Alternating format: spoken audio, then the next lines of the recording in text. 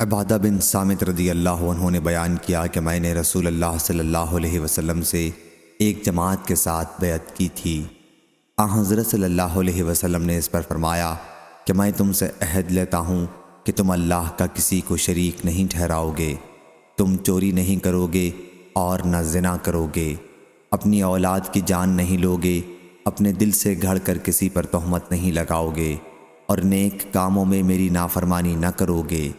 بس تم میں سے جو کوئی وعدہ پورا کرے گا اس کا ثواب اللہ کے اوپر لازم ہے، اور جو کوئی ان میں سے کچھ غلطی کر گزرے گا اور دنیا میں ہی اسے اس کی سزا مل جائے گی تو یہ اس کا کفارہ ہوگی اور اسے پاک کرنے والی ہوگی، اور جس کی غلطی کو اللہ چھپا لے گا تو اس کا معاملہ اللہ کے ساتھ ہے، چاہے تو اسے عذاب دے اور چاہے تو اس کی مغفرت کر دے۔ ابو عبداللہ امام بخاری رحمہ اللہ نے کہا کہ ہاتھ کٹنے کے بعد اگر چور نے توبہ کر لی تو اس کی گواہی قبول ہوگی۔ یہی حال ہر اس شخص کا ہے جس پر حد جاری کی گئی ہو کہ اگر وہ توبہ کر لے گا تو اس کی گواہی قبول کی جائے گی۔ صحیح بخاری حدیث نمبر 6801۔ حضرت انس رضی اللہ عنہ نے بیان کیا کہ نبی کریم صلی اللہ علیہ وسلم کے پاس قبیلہ عقل کے چند لوگ آئے اور اسلام قبول کیا، لیکن مدینہ کی آب و ہوا انہیں موافق نہیں آئی، ان کے پیٹ پھول گئے تو وہاں حضرت صلی اللہ علیہ وسلم نے ان سے فرمایا کہ صدقے کے اونٹوں کے ریوڑ میں جائیں اور ان کا پیشاب اور دودھ ملا کر پئیں۔ انہوں نے اس کے مطابق عمل کیا اور تندرست ہو گئے، لیکن اس کے بعد وہ مرتد ہو گئے اور ان اونٹوں کے چرواہوں کو قتل کر کے اونٹ ہنکا لے گئے۔ حضرت صلی اللہ علیہ وسلم نے ان کی تلاش میں سوار بھیجے اور انہیں پکڑ کے لایا گیا، پھر ان کے ہاتھ پاؤں کاٹ دیے گئے اور ان کی آنکھیں پھوڑ دی گئیں، کیونکہ انہوں نے اسلامی چرواہے کے ساتھ ایسا ہی برتاؤ کیا تھا، اور ان کے زخموں پر داغ نہیں لگوایا گیا یہاں تک کہ وہ مر گئے۔ صحیح بخاری حدیث نمبر 6802۔ حضرت انس رضی اللہ عنہ نے بیان کیا کہ نبی کریم صلی اللہ علیہ وسلم نے قرینیوں کے ہاتھ پاؤں کٹوا دیے لیکن ان پر داغ نہیں لگوایا یہاں تک کہ وہ مر گئے۔ مذکورہ بالا ڈاکو مراد ہیں۔ صحیح بخاری حدیث نمبر 6803۔ انس رضی اللہ عنہ نے بیان کیا کہ قبیلہ عقل کے کچھ لوگ نبی کریم صلی اللہ علیہ وسلم کے پاس سن 6 ہجری میں آئے اور یہ لوگ مسجد کے سائبان میں ٹھہرے۔ مدینہ منورہ کی آب و ہوا انہیں موافق نہیں آئی۔ انہوں نے کہا یا رسول اللہ صلی اللہ علیہ وسلم، ہمارے لیے دودھ کہیں سے مہیا کر دیں۔ حضرت صلی اللہ علیہ وسلم نے فرمایا کہ یہ تو میرے پاس نہیں ہے، البتہ تم لوگ ہمارے اونٹوں میں چلے جاؤ۔ چنانچہ وہ آئے اور ان کا دودھ اور پیشاب پیا اور صحت مند ہو کر موٹے تازے ہو گئے۔ پھر انہوں نے چرواہے کو قتل کر دیا اور اونٹوں کو ہنکا لے گئے۔ اتنے میں حضرت صلی اللہ علیہ وسلم کے پاس فریادی پہنچا اور حضرت صلی اللہ علیہ وسلم نے ان کی تلاش میں سوار بھیجے۔ ابھی دھوپ زیادہ پھیلی بھی نہیں تھی کہ انہیں پکڑ کر لایا گیا۔ پھر حضرت صلی اللہ علیہ وسلم کے حکم سے سلائیاں گرم کی گئیں اور ان کی آنکھوں میں پھیر دی گئیں اور ان کے ہاتھ پاؤں کاٹ دیے گئے اور ان کے زخم سے خون کو روکنے کے لیے انہیں بھی داغا نہیں گیا۔ اس کے بعد وہ ہرہ مدینہ کی پتھریلی زمین میں ڈال دیے گئے۔ وہ پانی مانگتے تھے لیکن انہیں پانی نہیں دیا گیا یہاں تک کہ وہ مر گئے۔ ابو قلابہ نے کہا کہ یہ اس وجہ سے کیا گیا تھا کہ انہوں نے چوری کی تھی، قتل کیا تھا اور اللہ اور اس کے رسول سے غدارانہ لڑائی لڑی تھی۔ صحیح بخاری حدیث نمبر 6804۔ حماد بن زید نے بیان کیا، ان سے ایوب سختیانی نے، ان سے ابو قلابہ نے اور ان سے حضرت انس بن مالک رضی اللہ عنہ نے کہ قبیلہ عقل یا ارینہ کے چند لوگ، میں سمجھتا ہوں عقل کا لفظ کہا، مدینہ آئے اور حضرت صلی اللہ علیہ وسلم نے ان کے لیے دودھ دینے والی اونٹنیوں کا انتظام کر دیا اور فرمایا کہ وہ اونٹوں کے گلے میں جائیں اور ان کا پیشاب اور دودھ پئیں۔ چنانچہ انہوں نے پیا اور جب وہ تندرست ہو گئے تو چرواہے کو قتل کر دیا اور اونٹوں کو ہنکا لے گئے۔ حضرت صلی اللہ علیہ وسلم کے پاس یہ خبر صبح کے وقت پہنچی تو آپ نے ان کے پیچھے سوار دوڑائے۔ ابھی دھوپ زیادہ پھیلی بھی نہیں تھی کہ وہ پکڑ کر لائے گئے۔ چنانچہ حضرت صلی اللہ علیہ وسلم کے حکم سے ان کے بھی ہاتھ پاؤں کاٹ دیے گئے اور ان کی بھی آنکھوں میں سلائی پھیر دی گئی اور انہیں ہرہ میں ڈال دیا گیا۔ وہ پانی مانگتے تھے لیکن انہیں پانی نہیں دیا جاتا تھا۔ ابو قلابہ نے کہا کہ وہ لوگ تھے جنہوں نے چوری کی تھی، قتل کیا تھا، ایمان کے بعد کفر اختیار کیا تھا اور اللہ اور اس کے رسول سے غدارانہ لڑائی لڑی تھی۔ صحیح بخاری حدیث نمبر 6805۔ حضرت ابو ہریرہ رضی اللہ عنہ نے بیان کیا کہ نبی کریم صلی اللہ علیہ وسلم نے فرمایا، 7 آدمی ایسے ہیں جنہیں اللہ تعالیٰ قیامت کے دن اپنے عرش کے نیچے سایہ دے گا، جبکہ اس کے عرش کے سائے کے سوا اور کوئی سایہ نہیں ہوگا۔ عادل، حاکم، نوجوان جس نے اللہ کی عبادت میں جوانی پائی، ایسا شخص جس نے اللہ کو تنہائی میں یاد کیا اور اس کی آنکھوں سے آنسو نکل پڑے، وہ شخص جس کا دل مسجد میں لگا رہتا ہے، وہ 2 آدمی جو اللہ کے لیے محبت کرتے ہیں، وہ شخص جسے کسی بلند مرتبہ اور خوبصورت عورت نے اپنی طرف بلایا اور اس نے جواب دیا کہ میں اللہ سے ڈرتا ہوں، اور وہ شخص جس نے اتنا پوشیدہ صدقہ کیا کہ اس کے بائیں ہاتھ کو بھی پتہ نہ چل سکا کہ دائیں نے کتنا اور کیا صدقہ کیا ہے۔ صحیح بخاری حدیث نمبر 6806۔ ابو حازم سلمہ بن دینار نے بیان کیا، ان سے سہل بن سعد سعدی رضی اللہ عنہ نے کہ نبی کریم صلی اللہ علیہ وسلم نے فرمایا، جس نے مجھے اپنے دونوں پاؤں کے درمیان یعنی شرمگاہ کی اور اپنے دونوں جبڑوں کے درمیان یعنی زبان کی ضمانت دے دی تو میں اسے جنت میں جانے کا بھروسہ دلاتا ہوں۔ صحیح بخاری حدیث نمبر 6807۔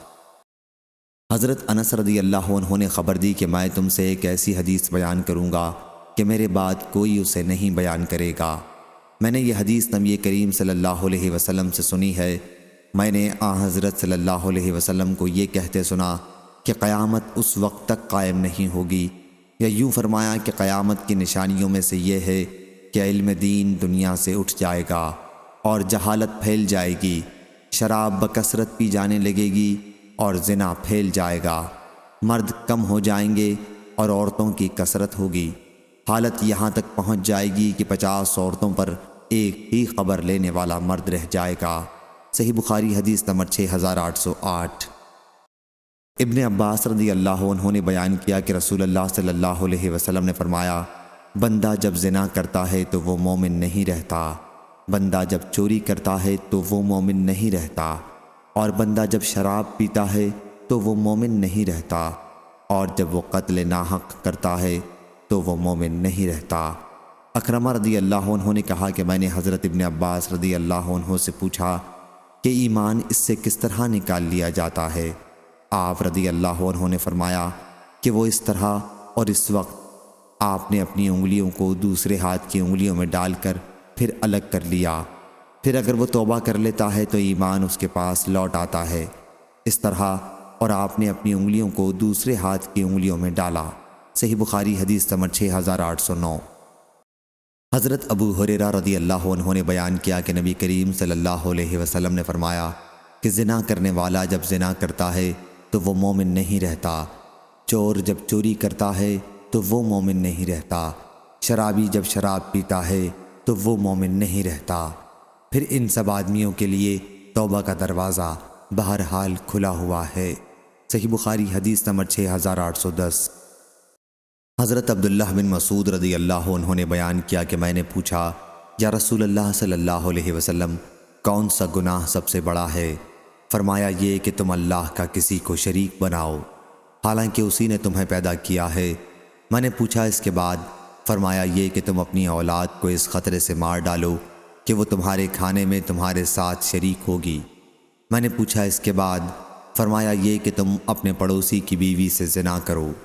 یحییٰ نے بیان کیا، ان سے ابو سفیان نے بیان کیا، ان سے واصل نے بیان کیا، ان سے ابو وائل نے، اور ان سے حضرت عبداللہ بن مسعود رضی اللہ عنہ نے کہ میں نے عرض کیا یا رسول اللہ صلی اللہ علیہ وسلم، پھر اسی حدیث کی طرح بیان کیا۔ عمروں نے کہا کہ پھر میں نے اس حدیث کا ذکر عبد الرحمن بن مہدی سے کیا اور انہوں نے ہم سے یہ حدیث سفیان ثوری سے بیان کی، ان سے عامش، منصور اور واصل نے، ان سے ابو وائل نے اور ان سے ابو میسرہ نے۔ عبد الرحمن بن مہدی نے کہا کہ تم اس سند کو جانے بھی دو۔ صحیح بخاری حدیث نمبر 6811۔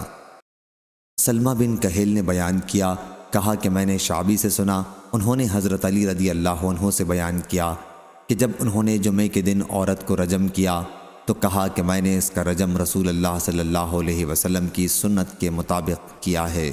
صحیح بخاری حدیث نمبر 6812۔ خالد طحان نے بیان کیا، ان سے شیبانی نے کہا میں نے حضرت عبداللہ بن ابی اوفا رضی اللہ عنہ سے پوچھا کیا رسول اللہ صلی اللہ علیہ وسلم نے کسی کو رجم کیا تھا؟ انہوں نے کہا کہ ہاں۔ میں نے پوچھا سورہ نور سے پہلے یا اس کے بعد؟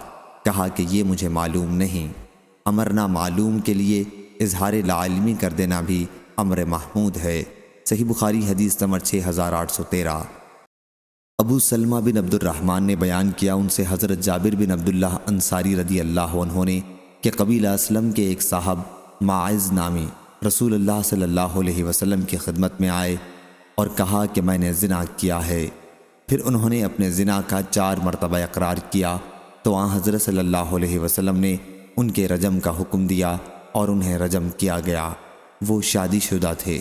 صحیح بخاری حدیث نمبر 6814۔ حضرت ابو ہریرہ رضی اللہ عنہ نے بیان کیا کہ ایک صاحب ماعز بن مالک اسلمی رضی اللہ عنہ رسول اللہ صلی اللہ علیہ وسلم کی خدمت میں آئے۔ اس وقت آن حضرت صلی اللہ علیہ وسلم مسجد میں تھے۔ انہوں نے آپ کو آواز دی اور کہا کہ یا رسول اللہ صلی اللہ علیہ وسلم میں نے زنا کر لیا ہے۔ آن حضرت صلی اللہ علیہ وسلم نے ان کی طرف سے منہ پھیر لیا۔ انہوں نے یہ بات 4 دفعہ دہرائی۔ جب 4 دفعہ انہوں نے اس گناہ کی اپنے اوپر شہادت دی تو آن حضرت صلی اللہ علیہ وسلم نے انہیں بلایا اور دریافت فرمایا کیا تم دیوانے ہو؟ انہوں نے کہا کہ نہیں۔ آپ نے دریافت فرمایا پھر کیا تم شادی شدہ ہو؟ انہوں نے کہا ہاں۔ اس پر آن حضرت صلی اللہ علیہ وسلم نے فرمایا کہ انہیں لے جاؤ اور رجم کر دو۔ صحیح بخاری حدیث نمبر 6815۔ ابن شہاب نے بیان کیا کہ پھر مجھے انہوں نے خبر دی جنہوں نے حضرت جابر بن عبداللہ رضی اللہ عنہ سے سنا تھا کہ انہوں نے کہا کہ رجم کرنے والوں میں بھی تھا۔ ہم نے انہیں آبادی سے باہر عیدگاہ کے پاس رجم کیا تھا۔ جب ان پر پتھر پڑے تو وہ بھاگ پڑے، لیکن ہم نے انہیں ہرا کے پاس پکڑا اور رجم کر دیا۔ صحیح بخاری حدیث نمبر 6816۔ حضرت عائشہ رضی اللہ عنہ نے بیان کیا کہ سعد بن ابی وقاص اور عبد بن زماں رضی اللہ عنہ نے آپس میں ایک بچے عبد الرحمن نامی میں اختلاف کیا تو نبی کریم صلی اللہ علیہ وسلم نے فرمایا عبد بن زماں بچہ تو لے لے، بچہ اسی کو ملے گا جس کی جورو یا لونڈی کے پیٹ سے وہ پیدا ہو، اور سودا رضی اللہ عنہ تم اس سے پردہ کرو۔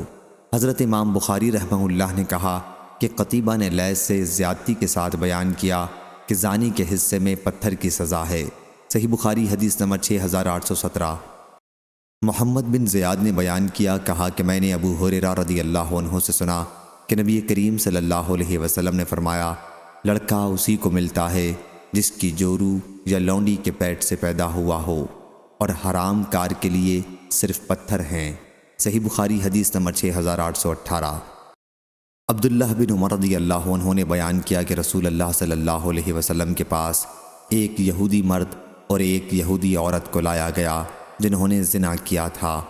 آن حضرت صلی اللہ علیہ وسلم نے ان سے پوچھا کہ تمہاری کتاب تورات میں اس کی سزا کیا ہے؟ انہوں نے کہا کہ ہمارے علماء نے اس کی سزا چہرے کو سیاہ کرنا اور گدھے پر الٹا سوار کرنا تجویز کی ہوئی ہے۔ اس پر حضرت عبداللہ بن سلام رضی اللہ عنہ نے کہا یا رسول اللہ صلی اللہ علیہ وسلم ان سے تورات منگوائیے۔ جب تورات لائی گئی تو ان میں سے ایک نے رجم والی آیت پر اپنا ہاتھ رکھ لیا اور اس سے آگے اور پیچھے کی آیتیں پڑھنے لگا۔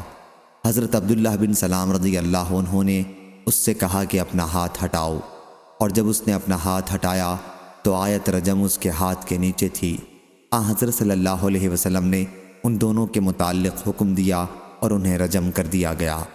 حضرت ابن عمر رضی اللہ عنہ نے بیان کیا کہ انہیں بلات مسجد نبوی کے قریب ایک جگہ میں رجم کیا گیا۔ میں نے دیکھا کہ یہودی عورت کو یہودی مرد بچانے کے لیے اس پر جھک جھک پڑتا تھا۔ صحیح بخاری حدیث نمبر 6819۔ معمر نے خبر دی، انہیں ظاہری نے، انہیں ابو سلمہ بن عبد الرحمن نے اور انہیں حضرت جابر بن عبداللہ رضی اللہ عنہ نے کہ قبیلہ اسلم کے ایک صاحب ماعز بن مالک رضی اللہ عنہ نبی کریم صلی اللہ علیہ وسلم کے پاس آئے اور زنا کا اقرار کیا، لیکن حضرت صلی اللہ علیہ وسلم نے ان کی طرف سے اپنا منہ پھیر لیا۔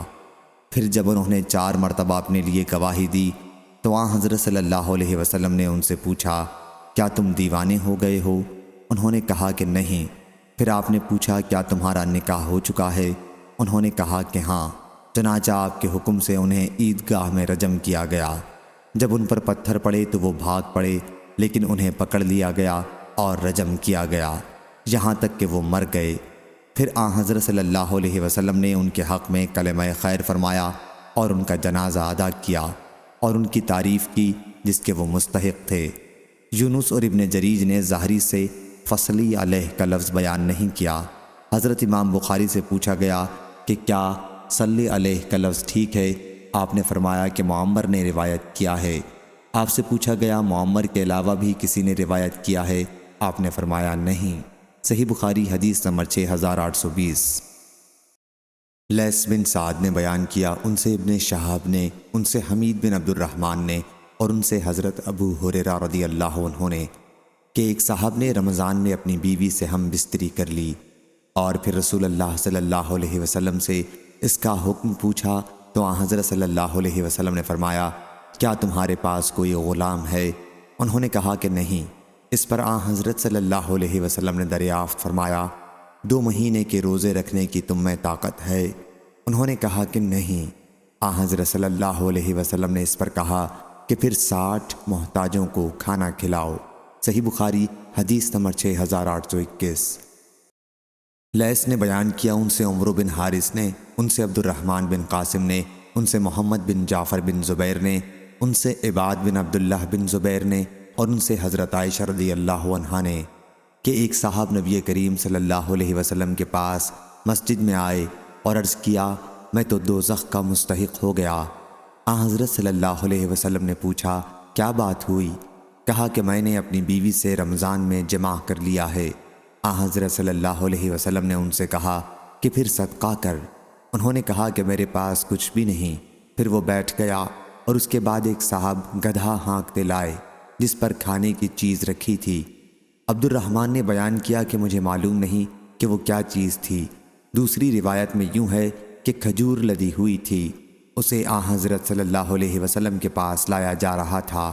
آن حضرت صلی اللہ علیہ وسلم نے پوچھا کہ آگ میں جلنے والے صاحب کہاں ہیں؟ وہ صاحب بولے کہ میں حاضر ہوں۔ آن حضرت صلی اللہ علیہ وسلم نے فرمایا کہ اسے لے اور صدقہ کر دے۔ انہوں نے پوچھا، کیا اپنے سے زیادہ محتاج کو دوں؟ آن حضرت صلی اللہ علیہ وسلم نے فرمایا کہ پھر تم ہی کھا لو۔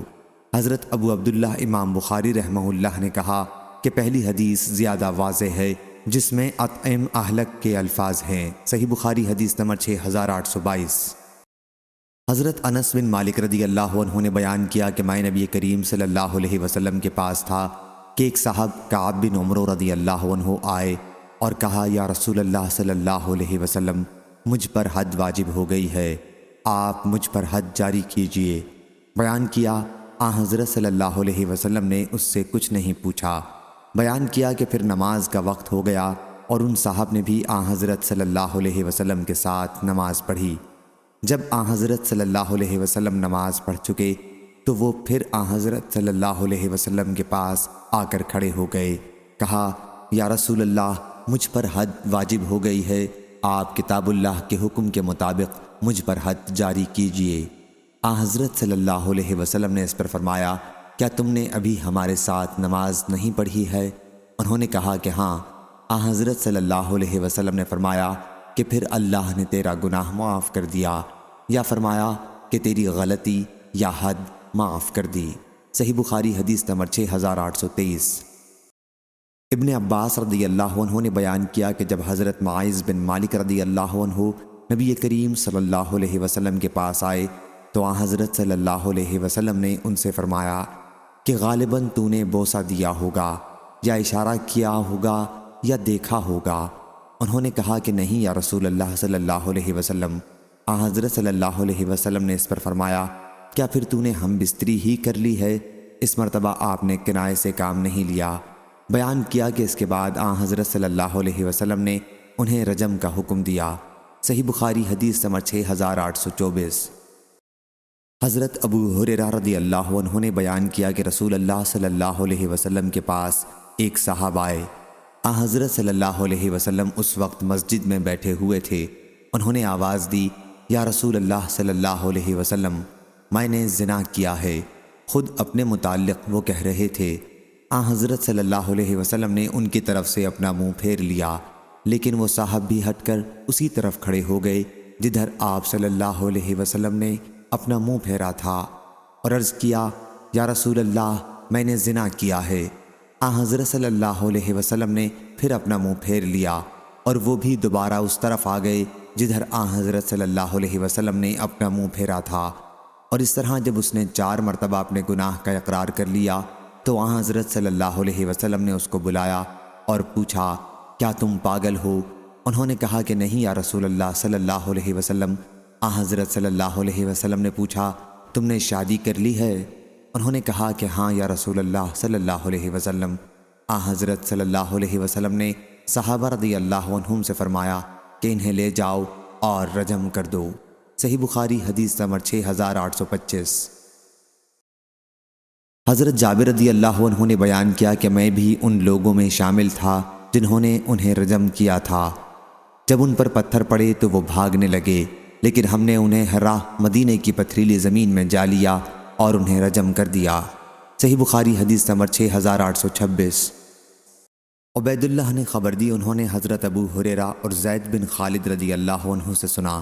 انہوں نے بیان کیا کہ نبی کریم صلی اللہ علیہ وسلم کے پاس تھے تو ایک صاحب کھڑے ہوئے اور کہا، میں آپ کو اللہ کی قسم دیتا ہوں، آپ ہمارے درمیان اللہ کی کتاب سے فیصلہ کریں۔ اس پر اس کا مقابل بھی کھڑا ہو گیا، وہ پہلے سے زیادہ سمجھدار تھا۔ پھر اس نے کہا کہ واقعی آپ ہمارے درمیان کتاب اللہ سے ہی فیصلہ کیجئے اور مجھے بھی گفتگو کی اجازت دیجئے۔ حضرت صلی اللہ علیہ وسلم نے فرمایا کہ کہو۔ اس شخص نے کہا کہ میرا بیٹا اس شخص کے یہاں مزدوری پر کام کرتا تھا، پھر اس نے اس کی عورت سے زنا کر لیا، میں نے اس کے فدیے میں اسے 100 بکری اور 1 خادم دیا۔ پھر میں نے بعض علم والوں سے پوچھا تو انہوں نے مجھے بتایا کہ میرے لڑکے پر 100 کوڑے اور 1 سال شہر بدر ہونے کی حد واجب ہے۔ حضرت صلی اللہ علیہ وسلم نے اس پر فرمایا کہ اس ذات کی قسم جس کے ہاتھ میں میری جان ہے، میں تمہارے درمیان کتاب اللہ ہی کے مطابق فیصلہ کروں گا۔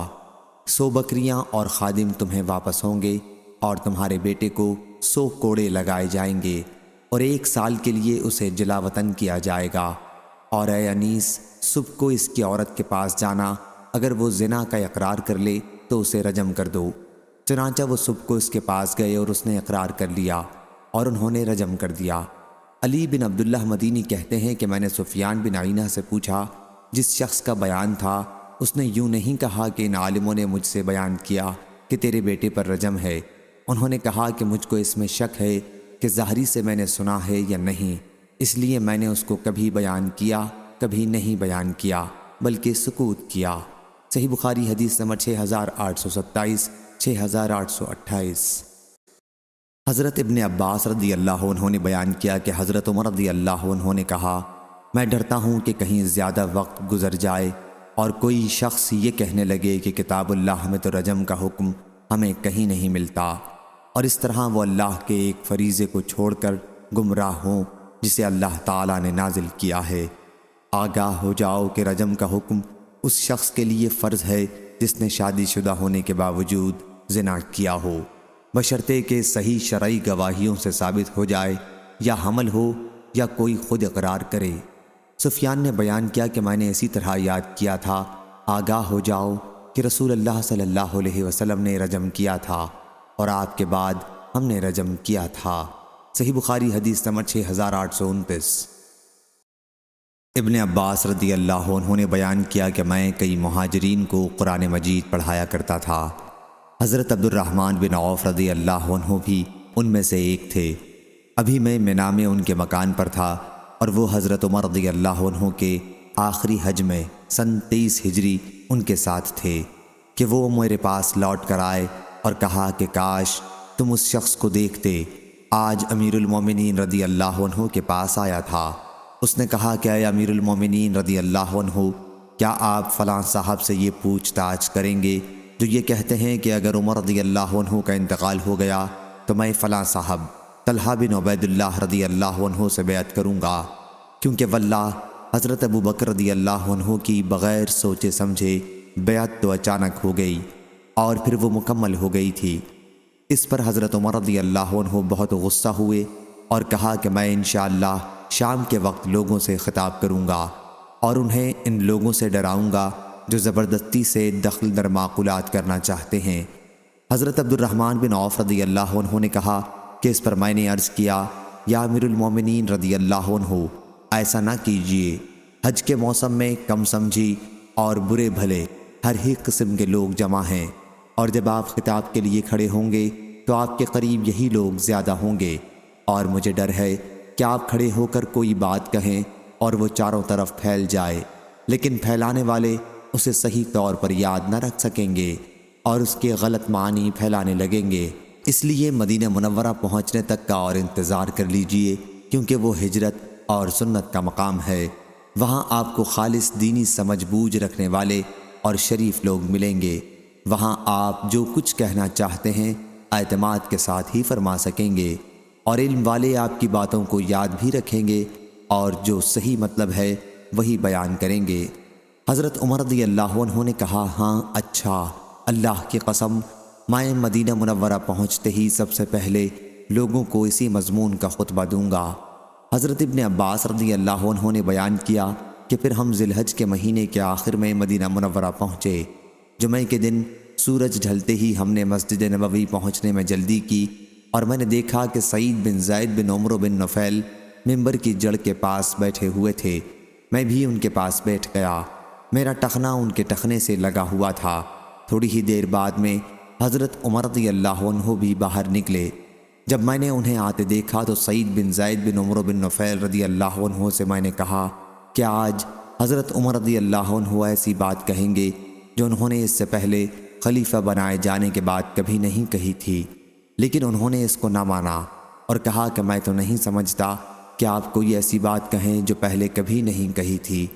پھر حضرت عمر رضی اللہ عنہ ممبر پر بیٹھے، اور جب مؤذن اذان دے کر خاموش ہوا تو آپ کھڑے ہوئے اور اللہ تعالیٰ کی حمد و ثنا اس کی شان کے مطابق کرنے کے بعد فرمایا، اما بعد، آج میں تم سے ایک ایسی بات کہوں گا جس کا کہنا میری تقدیر میں لکھا ہوا تھا۔ مجھ کو نہیں معلوم کہ شاید میری یہ گفتگو موت کے قریب کی آخری گفتگو ہو، بس جو کوئی اسے سمجھے اور محفوظ رکھے اسے چاہیے کہ اس بات کو اس جگہ تک پہنچا دے جہاں تک اس کی سواری اسے لے جا سکتی ہے، اور جسے خوف ہو کہ اس نے بات نہیں سمجھی ہے تو اس کے لیے جائز نہیں کہ میری طرف غلط بات منسوب کرے۔ بلا شبہ اللہ تعالیٰ نے محمد صلی اللہ علیہ وسلم کو حق کے ساتھ مبعوث کیا اور آپ پر کتاب نازل کی۔ کتاب اللہ کی صورت میں جو کچھ آپ پر نازل ہوا ان میں آیت رجم بھی تھی۔ ہم نے اسے پڑھا تھا، سمجھا تھا اور یاد رکھا تھا۔ رسول اللہ صلی اللہ علیہ وسلم نے خود اپنے زمانے میں رجم کرایا، پھر آپ کے بعد ہم نے بھی رجم کیا، لیکن مجھے ڈر ہے کہ اگر وقت یوں ہی آگے بڑھتا رہا تو کہیں کوئی یہ نہ دعویٰ کر بیٹھے کہ رجم کی آیت ہم کتاب اللہ میں نہیں پاتے، اور اس طرح وہ اس فریضے کو چھوڑ کر گمراہ ہوں جسے اللہ تعالیٰ نے نازل کیا تھا۔ یقیناً رجم کا حکم کتاب اللہ سے اس شخص کے لیے ثابت ہے جس نے شادی ہونے کے بعد زنا کیا ہو، خواہ مرد ہوں یا عورتیں، بشرطے کہ گواہی مکمل ہو جائے یا حمل ظاہر ہو یا وہ خود اقرار کر لے۔ پھر کتاب اللہ کی آیتوں میں ہم یہ بھی پڑھتے تھے کہ اپنے حقیقی باپ دادوں کے سوا دوسروں کی طرف اپنے آپ کو منسوب نہ کرو، کیونکہ یہ تمہارا کفر اور انکار ہے کہ تم اپنے اصل باپ دادوں کے سوا دوسروں کی طرف اپنی نسبت کرو۔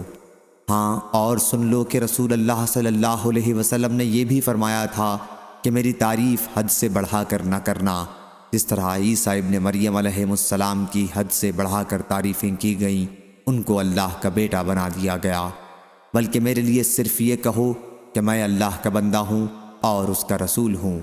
اور مجھے یہ بھی معلوم ہوا ہے کہ تم میں سے کسی نے یوں کہا ہے کہ واللہ اگر عمر رضی اللہ عنہ کا انتقال ہو گیا تو میں فلاں سے بیعت کروں گا۔ دیکھو تم میں سے کسی کو یہ دھوکہ نہ ہو کہ حضرت ابو بکر رضی اللہ عنہ کی بیعت تو اچانک ہو گئی تھی اور پھر وہ چل گئی۔ بات یہ ہے کہ بے شک حضرت ابو بکر رضی اللہ عنہ کی بیعت ناگاہ ہوئی، اور اللہ نے ناگہانی بیعت میں جو برائی ہوئی ہے اس سے تم کو بچائے رکھا۔ اس کی وجہ یہ ہوئی کہ تم کو اللہ تعالیٰ نے اس کے شر سے محفوظ رکھا، اور تم میں کوئی شخص ایسا نہیں جو ابو بکر رضی اللہ عنہ جیسا متقی خدا ترس ہو۔ تم میں کون ہے جس سے ملنے کے لیے اونٹ چلائے جاتے ہوں؟ دیکھو، خیال رکھو، کوئی شخص کسی سے بغیر مسلمان کے صلاح مشورے اور اتفاق اور غلبہ آرا کے بغیر بیعت نہ کرے۔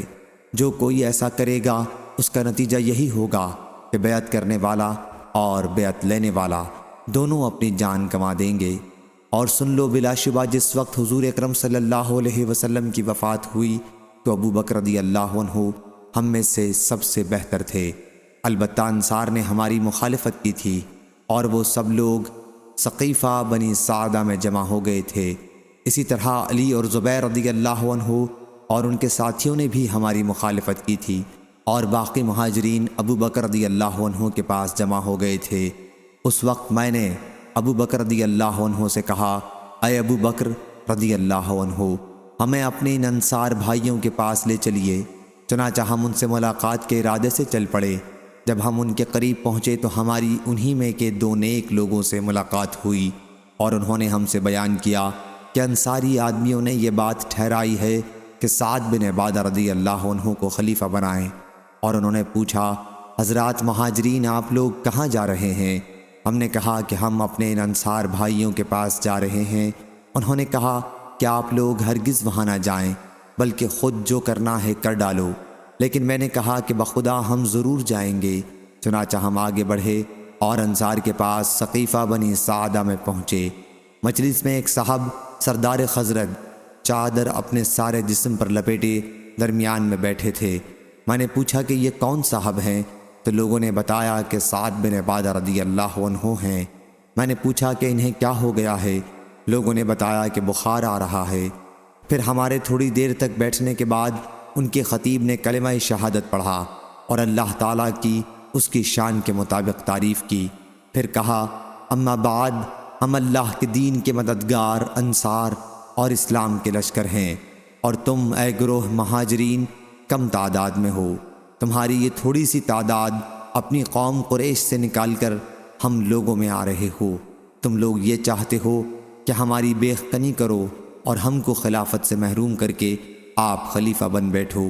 یہ کبھی نہیں ہو سکتا۔ جب وہ خطبہ پورا کر چکے تو میں نے بولنا چاہا۔ میں نے ایک عمدہ تقریر اپنے ذہن میں ترتیب دے رکھی تھی۔ میری بڑی خواہش تھی کہ حضرت ابو بکر رضی اللہ عنہ کی بات کرنے سے پہلے ہی میں اس کو شروع کر دوں، اور انصار کی تقریر سے جو ابو بکر رضی اللہ عنہ کو غصہ پیدا ہوا ہے اس کو دور کر دوں۔ جب میں نے بات کرنی چاہی تو ابو بکر رضی اللہ عنہ نے کہا، ذرا ٹھہرو۔ میں نے ان کو ناراض کرنا برا جانا۔ آخر انہوں نے ہی تقریر شروع کی، اور خدا کی قسم وہ مجھ سے زیادہ عقل مند اور مجھ سے زیادہ سنجیدہ اور متین تھے۔ میں نے جو تقریر اپنے دل میں سوچ لی تھی اس میں سے انہوں نے کوئی بات نہیں چھوڑی، فی البدیہہ وہی کہی، بلکہ اس سے بھی بہتر۔ پھر وہ خاموش ہو گئے۔ ابو بکر رضی اللہ عنہ کی تقریر کا خلاصہ یہ تھا کہ انصاری بھائیو، تم نے جو اپنی فضیلت اور بزرگی بیان کی ہے وہ سب درست ہے، اور تم بے شک اس کے سزاوار ہو، مگر خلافت قریش کے سوا اور کسی خاندان والوں کے لیے نہیں ہو سکتی، کیونکہ قریش ازرو نسب اور ازرو خاندان تمام عرب کی قوموں میں بڑھ چڑھ کر ہیں۔ اب تم لوگ ایسا کرو کہ ان دو آدمیوں میں سے کسی سے بیعت کر لو۔ ابو بکر رضی اللہ عنہ نے میرا اور ابو عبیدہ بن جراح رضی اللہ عنہ کا ہاتھ تھاما۔ وہ ہمارے بیچ میں بیٹھے ہوئے تھے۔ ان کی ساری گفتگو میں صرف یہی ایک بات مجھ سے میرے سوا ہوئی، واللہ میں آگے کر دیا جاتا اور بے گناہ میری گردن مار دی جاتی تو یہ مجھے اس سے زیادہ پسند تھا کہ مجھے ایک ایسی قوم کا امیر بنایا جاتا جس میں ابو بکر رضی اللہ عنہ خود موجود ہوں۔ میرا اب تک یہی خیال ہے۔ یہ اور بات ہے کہ وقت پر نفس مجھ کو بہکا دے اور میں کوئی دوسرا خیال کروں جو اب نہیں کرنا۔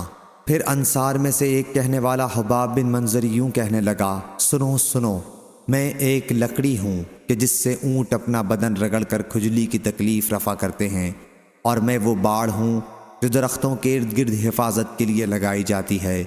میں ایک عمدہ تدبیر بتاتا ہوں۔ ایسا کرو، دو خلیفہ رہیں، دونوں مل کر کام کریں، ایک ہماری قوم کا اور ایک قریش والوں کا۔ مہاجرین قوم کا اب خوب شور و غل ہونے لگا۔ کوئی کچھ کہتا، کوئی کچھ کہتا۔ میں ڈر گیا کہ کہیں مسلمانوں میں پھوٹ نہ پڑ جائے۔ آخر میں کہہ اٹھا، ابو بکر رضی اللہ عنہ اپنا ہاتھ بڑھاؤ۔ انہوں نے ہاتھ بڑھایا، میں نے ان سے بیعت کی، اور مہاجرین جتنے وہاں موجود تھے انہوں نے بھی بیعت کر لی۔ پھر انصاریوں نے بھی بیعت کر لی۔ چلو جھگڑا تمام ہوا، جو منظور الہی تھا وہی ظاہر ہوا۔ اس کے بعد ہم حضرت سعد بن عبادہ رضی اللہ عنہ کی طرف بڑھے۔ انہوں نے بیعت نہیں کی۔ ایک شخص انصار میں سے کہنے لگا، بھائیو، بیچارے سعد بن عبادہ رضی اللہ عنہ کا تم نے خون کر ڈالا۔ میں نے کہا، اللہ اس کا خون کرے گا۔ حضرت عمر رضی اللہ عنہ نے اس خطبے میں یہ بھی فرمایا، اس وقت ہم کو حضرت ابو بکر رضی اللہ عنہ کی خلافت سے زیادہ کوئی چیز ضروری معلوم نہیں ہوتی، کیونکہ ہم کو ڈر پیدا ہوا کہیں ایسا نہ ہو ہم لوگوں سے جدا رہیں اور ابھی انہوں نے کسی سے بیعت نہ کی ہو، وہ کسی اور شخص سے بیعت کر بیٹھے۔ تب دو صورتوں سے خالی نہیں ہوتا، یا تو ہم بھی جبراً اور قہراً اسی سے بیعت کر لیتے یا لوگوں کی مخالفت کرتے، تو آپس میں فساد پیدا ہوتا، پھوٹ پڑ جاتی۔ دیکھو پھر یہی کہتا ہوں، جو شخص کسی شخص سے بن سوچے سمجھے، بن صلاح و مشورہ بیعت کر لے، تو دوسرے لوگ بیعت کرنے والے کی پیروی نہ کریں، نہ اس کی جس سے بیعت کی گئی ہے، کیونکہ وہ دونوں اپنی جان گنوائیں گے۔ صحیح بخاری حدیث نمبر 6830۔ زید بن خالد جہنی نے بیان کیا کہ میں نے نبی کریم صلی اللہ علیہ وسلم سے سنا، حضرت صلی اللہ علیہ وسلم ان لوگوں کے بارے میں حکم دے رہے تھے جو غیر شادی شدہ ہوں اور زنا کیا ہو کہ 100 کوڑے مارے جائیں اور سال بھر کے لیے جلا وطن کر دیا جائے۔ صحیح بخاری حدیث نمبر 6831۔ عروہ بن زبیر نے خبر دی کہ حضرت عمر بن خطاب رضی اللہ عنہ نے جلا وطن کیا تھا، پھر یہی طریقہ قائم ہو گیا۔ صحیح بخاری حدیث نمبر 6832۔ حضرت ابو ہریرہ رضی اللہ عنہ نے بیان کیا کہ رسول اللہ صلی اللہ علیہ وسلم نے ایسے شخص کے بارے میں جس نے زنا کیا تھا اور وہ غیر شادی شدہ تھا، حد قائم کرنے کے ساتھ 1 سال تک شہر بدر کرنے کا فیصلہ کیا تھا۔ صحیح بخاری حدیث نمبر 6833۔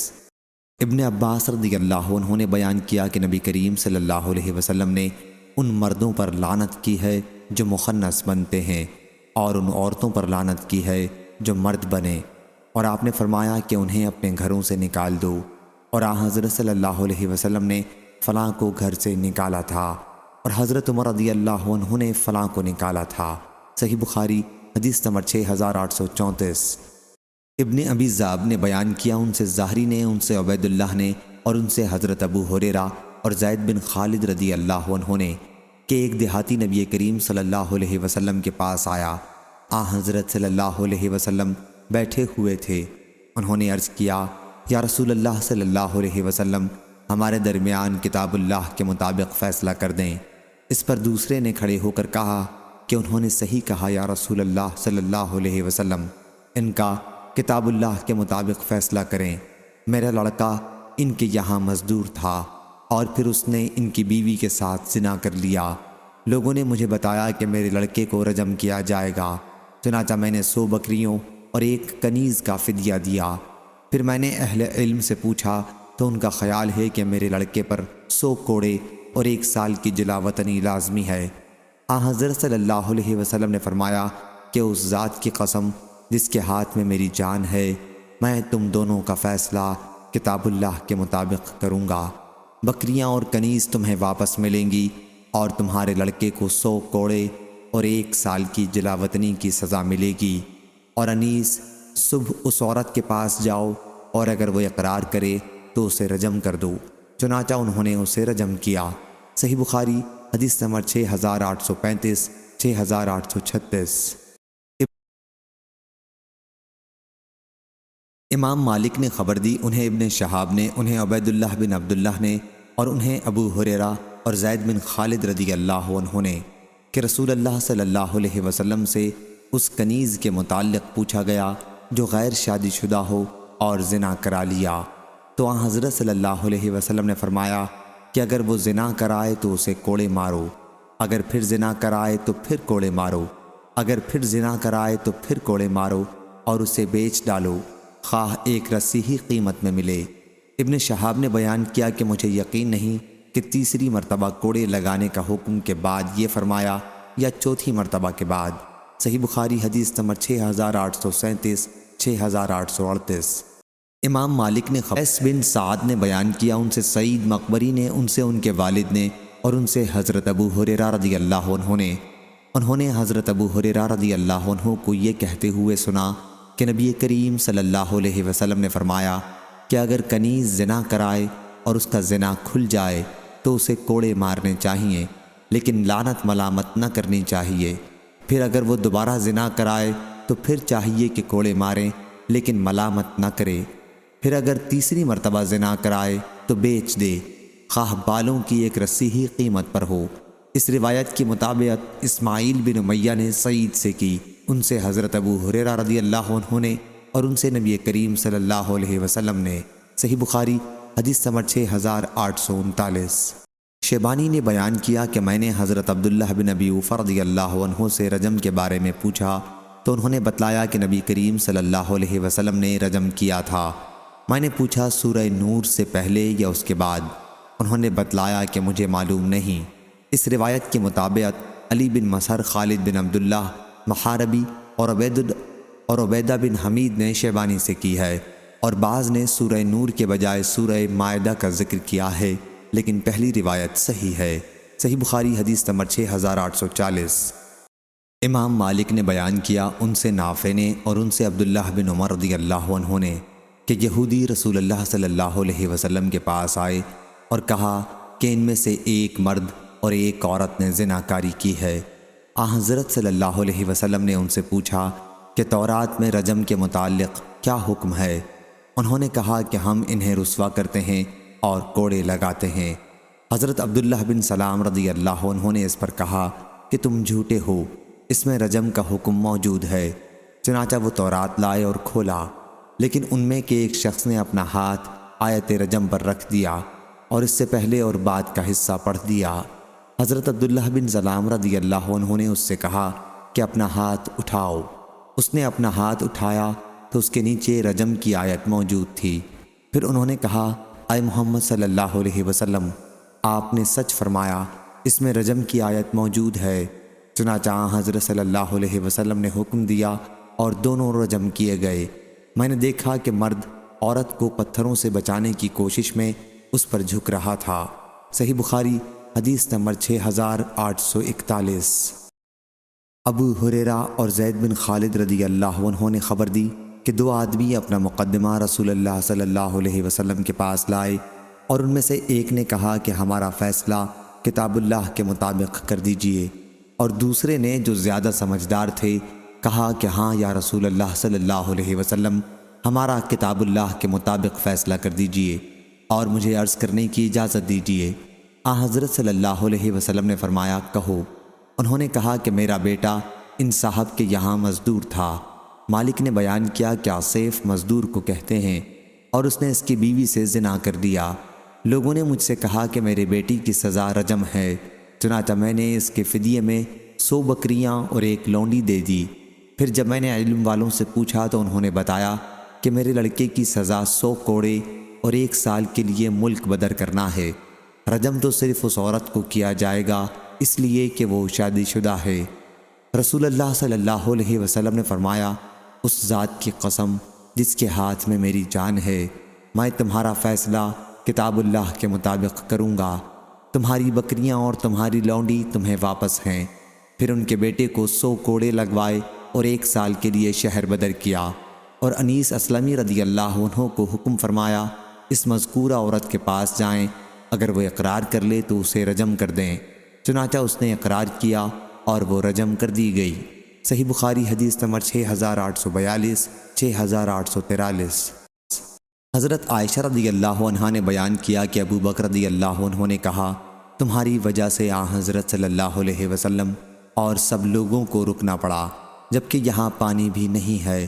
چنانچہ وہ مجھ پر سخت ناراض ہوئے اور اپنے ہاتھ سے میری کوکھ میں مکہ مارنے لگے، مگر میں نے اپنے جسم میں کسی قسم کی حرکت اس لیے نہیں ہونے دی کہ حضرت صلی اللہ علیہ وسلم آرام فرما رہے تھے۔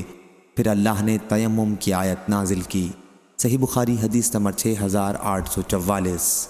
حضرت عائشہ رضی اللہ عنہا نے بیان کیا کہ ابو بکر رضی اللہ عنہ آئے اور زور سے میرے ایک سخت گھونسا لگایا اور کہا تو نے ایک ہار کے لیے سب لوگوں کو روک دیا۔ میں اس سے مرنے کے قریب ہو گئی، اس قدر مجھ کو درد ہوا، لیکن کیا کر سکتی تھی کیونکہ حضرت صلی اللہ علیہ وسلم کا سر مبارک میری ران پر تھا۔ لکظ اور وکظ کے ایک ہی معنی ہیں۔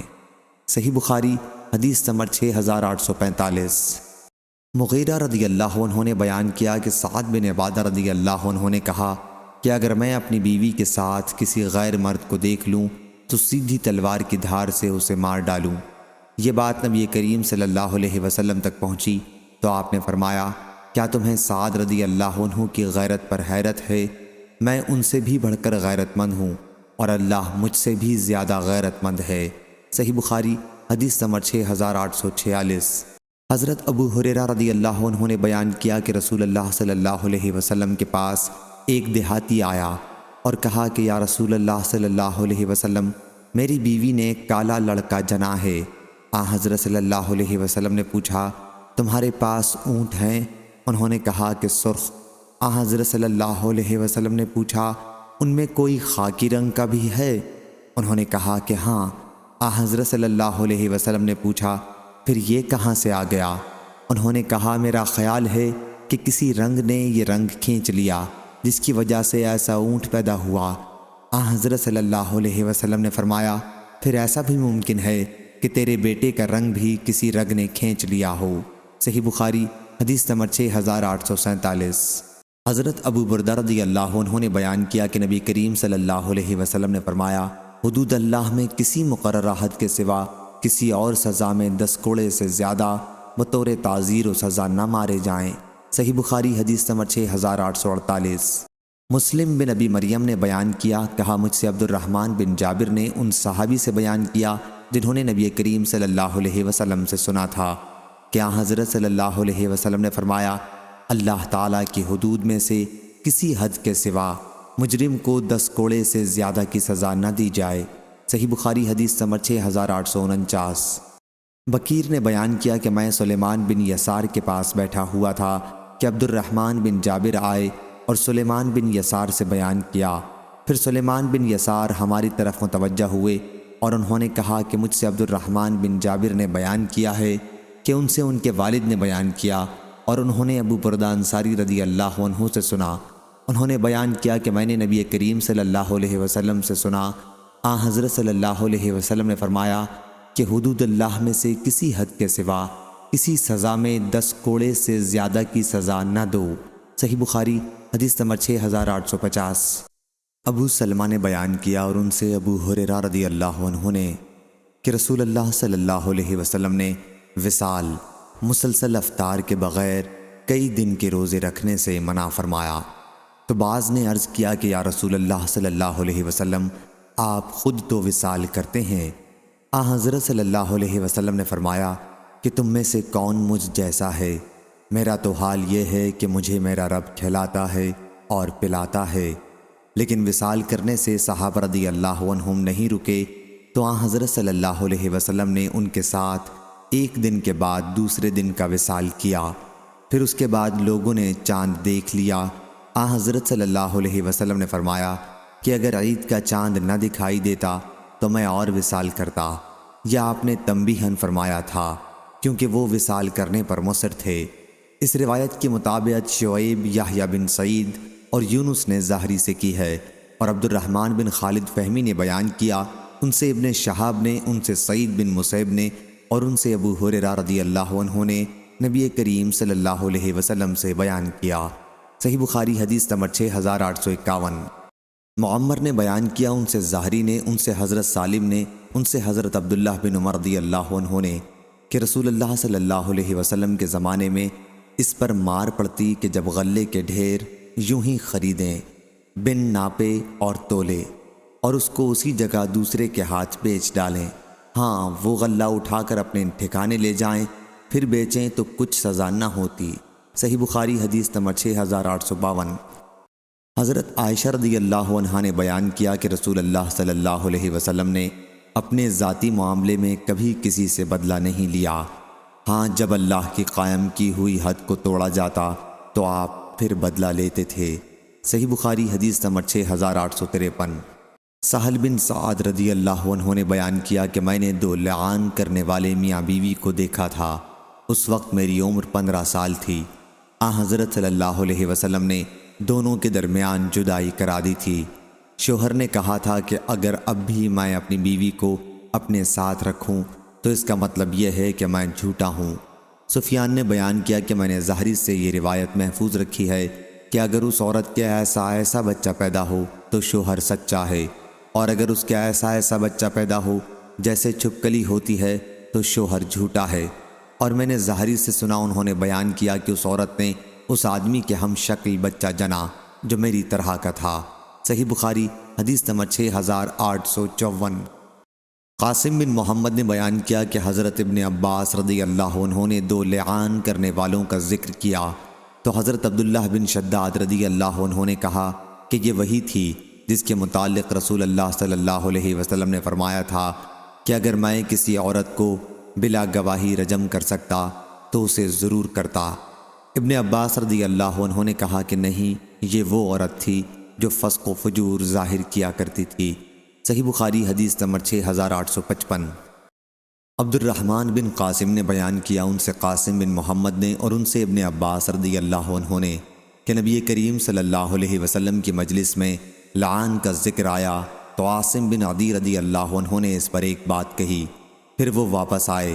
اس کے بعد ان کی قوم کے ایک صاحب یہ شکایت لے کر ان کے پاس آئے کہ انہوں نے اپنی بیوی کے ساتھ غیر مرد کو دیکھا ہے۔ عاصم رضی اللہ عنہ نے اس پر کہا کہ میں اپنی اس بات کی وجہ سے آزمائش میں ڈالا گیا ہوں۔ پھر ان صاحب کو لے کر نبی کریم صلی اللہ علیہ وسلم کی مجلس میں تشریف لائے اور حضرت صلی اللہ علیہ وسلم کو اس کی اطلاع دی، جس حالت میں انہوں نے اپنی بیوی کو پایا۔ وہ صاحب زرد رنگ، کم گوشت، سیدھے بالوں والے تھے۔ پھر حضرت صلی اللہ علیہ وسلم نے فرمایا کہ اے اللہ، اس معاملے کو ظاہر کر دے۔ چنانچہ اس عورت کے یہاں اسی شخص کی شکل کا بچہ پیدا ہوا جس کے متعلق شوہر نے کہا تھا کہ اسے انہوں نے اپنی بیوی کے ساتھ دیکھا ہے۔ پھر حضرت صلی اللہ علیہ وسلم نے دونوں کے درمیان لعان کرایا۔ ابن عباس رضی اللہ عنہ سے مجلس میں ایک صاحب نے کہا کہ یہ وہی تھا جس کے متعلق حضرت صلی اللہ علیہ وسلم نے فرمایا تھا کہ اگر میں کسی کو بلا گواہی کے رجم کر سکتا تو اسے رجم کرتا۔ ابن عباس رضی اللہ عنہ نے کہا کہ نہیں، یہ تو وہ عورت تھی جو اسلام لانے کے بعد برائیاں اعلانیہ کرتی تھی۔ صحیح بخاری حدیث نمبر 6856۔ حضرت ابو ہریرہ رضی اللہ عنہ نے بیان کیا کہ نبی کریم صلی اللہ علیہ وسلم نے فرمایا 7 مہلک گناہوں سے بچو۔ صحابہ رضی اللہ عنہم نے عرض کیا یا رسول اللہ صلی اللہ علیہ وسلم وہ کیا کیا ہیں؟ حضرت صلی اللہ علیہ وسلم نے فرمایا اللہ کے ساتھ شرک کرنا، جادو کرنا، ناحق کسی کی جان لینا جو اللہ نے حرام کیا ہے، سود کھانا، یتیم کا مال کھانا، جنگ کے دن پیٹھ پھیرنا اور پاک دامن غافل مومن عورتوں کو تہمت لگانا۔ صحیح بخاری حدیث نمبر 6857۔